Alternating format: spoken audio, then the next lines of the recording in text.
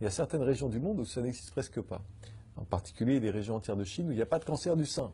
Ce qui est très étonnant quand on voit l'incroyable prévalence du cancer du sein en Occident. Il y a certaines régions où il n'y a pas de cancer de la prostate du tout, alors qu'aujourd'hui ça concerne énormément d'hommes dans nos sociétés. Donc que se passe-t-il?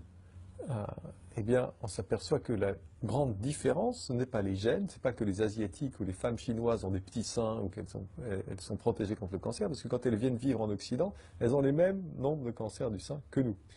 Il se passe qu'il y a une différence dans la manière de vivre, dans le mode de vie dans ces régions et dans les autres. Donc qu'est-ce qui a changé dans le mode de vie? Il faut le comprendre, puisque ce qui a changé dans le mode de vie en Occident depuis la Deuxième Guerre mondiale semble être un engrais pour le cancer. Il y a trois principaux facteurs que je décris dans mon livre. Le premier, c'est l'augmentation considérable de la consommation de sucre et de farine blanche raffinée, qui n'existait presque pas avant la Deuxième Guerre mondiale. Aujourd'hui, on est en France, au XIXe siècle, on consommait à peu près 5 kilos de sucre raffiné par personne et par an. Aujourd'hui, en France, on est à 35, aux États-Unis, on est à 70, et en France, on est en train de rattraper les Américains. Donc bientôt, on sera nous aussi à 70. Le corps ne peut pas gérer 35 kilos de sucre raffiné par an. Il n'est pas fait pour ça. La génétique humaine est faite pour gérer. Le moment où nos gènes sont constitués, il n'y avait que le miel comme sucre raffiné, et c'était 2 kilos par personne et par an. Donc, il y en avait très peu. 5, visiblement, c'était encore gérable. 35, ça n'allait pas. 70, certainement pas. Et le cancer se nourrit avant tout de sucre. Le cancer, les cellules cancéreuses ont un métabolisme anormal et elles ont besoin du sucre pour leur survie.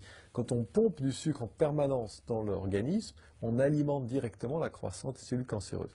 En plus de ça, le sucre crée de l'inflammation dans le corps. Et le cancer a besoin de l'inflammation, non seulement pour grandir, se multiplier, mais pour envahir les tissus avoisinants et se répandre dans l'organisme. Il a besoin de cette inflammation qui est alimentée directement par le sucre. Donc sucre, farine blanche, c'est-à-dire la baguette, malheureusement, c'est des choses très bonnes, c'est des choses qu'on aime, sinon il n'y aurait pas de problème. Mais la baguette, c'est du sucre blanc qui très très vite fait monter le taux de glucose dans le sang dès qu'on la mange. Les viennoiseries, les croissants, le pain au chocolat, des choses qu'on aime, hein, mais il n'y aurait pas de difficulté si c'était pas ça. Mais qui n'existent presque pas dans certaines régions de Chine où on mange pas de pain, on mange pas de viennoiserie et on mange presque pas de sucre raffiné blanc.